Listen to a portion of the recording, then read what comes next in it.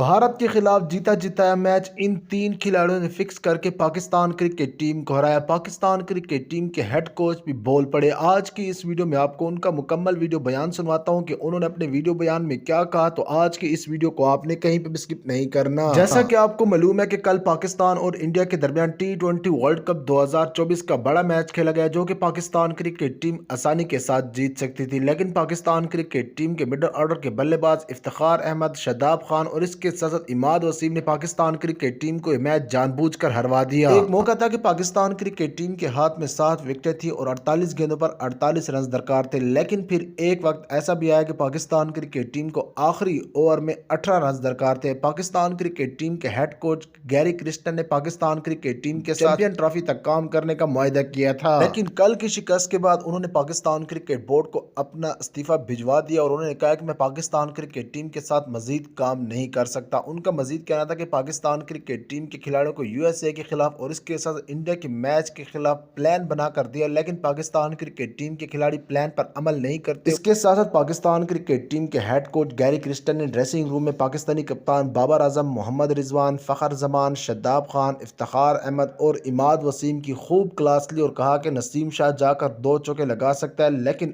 آپ میں سے کسی نے بھی کوشش نہیں کی۔ ذرائع کے مطابق گیری کرسٹن نے اپنا استعفیٰ پاکستان کرکٹ بورڈ کو بھجوا دیا اور کہا کہ میں پاکستان کرکٹ ٹیم کے ساتھ مزید کام نہیں کر سکتا۔